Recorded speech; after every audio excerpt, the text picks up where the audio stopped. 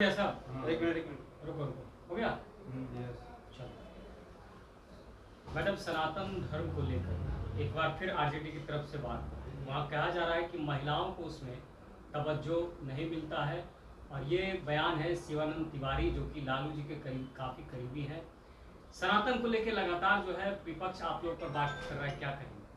देखिए, शिवानंद तिवारी जी तो बहुत विद्वान व्यक्ति हैं और वो लगातार भाषणों में भी ये कहा करते हैं कि यत्र नार्यस्तु पूज्यन्ते रमन्ते तत्र देवताः। तो जब इस वाक्य को वो कहते हैं, सूत्र को का जब उच्चारण करते हैं, तो वहीं से सनातन में स्त्री की क्या स्थिति है उसका वो आकलन स्वयं करते होंगे।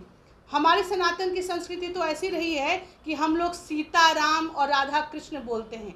हमारी सनातन सभ्यता तो इस बात का द्योतक है कि यहाँ पर हम सदैव से महिलाओं की पूजा की जाती है, आराधना की जाती है और नारी को शक्ति का स्वरूप कहा जाता है।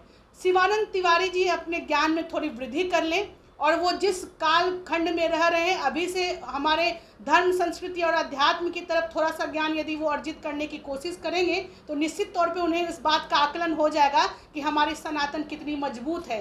किसी की बयान देने से सनातन की शक्ति कमज़ोर नहीं होगी, बल्कि हमारा सनातन शुरू से ही सनातन पर कोई भी प्रहार यदि किसी ने कभी किया है तो उसकी क्षति हुई है, उसका ही लॉस हुआ है। वो अपने गंतव्यों से पीछे हटा है। सनातन की जिसने भी पूजा की है, सनातन सभ्यता संस्कृति को जिसने भी अपनाया है, वहाँ पर सभी लोग आगे बढ़ने का वो काम किए हैं। और सनातन संस्कृति ही हमें अछूत का भेद मिटाने का ज्ञान देती है। आप याद करिए, भगवान श्री रामचंद्र जी ने भी सबरी का जूठा बेर खाया था। तो वहाँ पर क्या सनातन सभ्यता संस्कृति पुरातन काल से ही हमें सभी जाति धर्म वर्ग संप्रदाय को साथ लेकर चलने का ज्ञान देती है, और सनातन ही संस्कृति है जिसके बदौलत आज हमारा देश फिर से विश्व गुरु बनने की ओर अग्रसर है।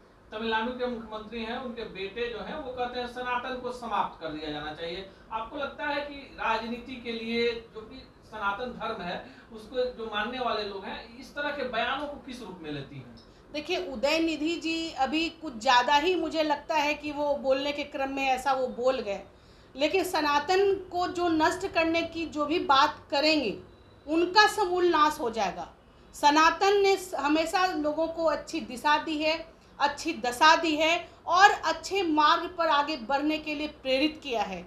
और जो तमिलनाडु के मुख्यमंत्री के जो सुपुत्र हैं, वो जो अपनी अल्प ज्ञान को अपने भाषणों के माध्यम से सनातन पर जो प्रहार कर रहे हैं, निश्चित तौर पर वो अभी बहुत कच्चे हैं। सनातन सभ्यता संस्कृति तो हमारे देश की धरोहर है, इसी पर हमारे पूरे राष्ट्र की बुनियाद टिकी है। और आज पूरा विश्व के दूसरे देश भी सनातन का अनुकरण कर रहे हैं, हमारी सभ्यता संस्कृति का अनुकरण कर रहे हैं। यहाँ का जो हम योग जो सनातन संस्कृति की एक पद्धति रही है, योग जो क्रिया रही है, उसका लोग अनुसरण कर रहे हैं। यहाँ का जो वसुधैव कुटुंबकम की बात जो हमारी सनातन संस्कृति में कही गई है, उसका दूसरे लोग आज अनुसरण कर रहे हैं। जो परिवार की बात हमारे सनातन संस्कृति में कही गई है, उसका दूसरे लोग अब अनुकरण कर रहे हैं। और यदि उदयनिधि जी, अगर आपको ऐसा लगता है कि सनातन संस्कृति को समूल नष्ट कर देना चाहिए, तो मैं दावे के साथ कहती हूँ कि एक दिन आपका समूल नाश हो जाएगा। लेकिन सनातन सभ्यता थी,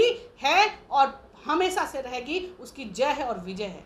बिहार सरकार के शिक्षा विभाग के द्वारा एक आदेश जारी किया गया था जिसमें हिंदू के जो पर्व त्योहार हैं उसमें छुट्टियां कैंसिल हो गई थी। रक्षाबंधन में भाजपा ने जमकर विरोध किया, अब सरकार यू टर्न मार गई है। आप इसको किस रूप में लेती है, क्यों यू टर्न मार दिया सरकार? दरअसल नीतीश जी को महिलाओं का ही श्राप लग गया और आज उसी के कारण आज उन्हें अपने निर्णय को वापस लेना पड़ा है।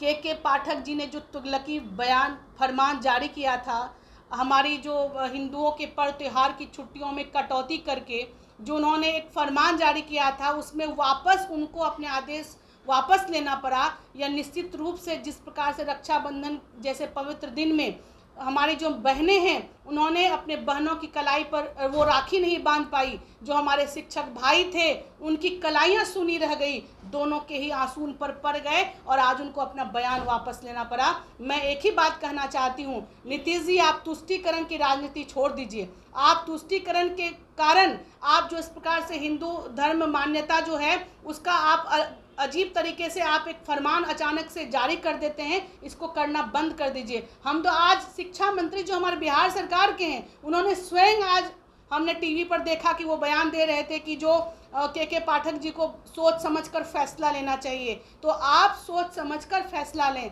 और लोगों की भावनाओं से आप खिलवाड़ नहीं करें। खासकर महिलाओं ने, यदि शराबबंदी हुआ था, अगर महिलाओं ने आपको यदि साथ दिया था, तो आज आप जिस प्रकार से महिलाओं के पवित्र, भाई बहनों के पवित्र जो त्यौहार होता है रक्षाबंधन, उस दिन आपने छुट्टी की कटौती कर आपने महिलाओं का भी हाय लेने का काम किया है। आप ऐसा नहीं करिए, यही मैं नीतीश जी से कहना चाहती हूँ।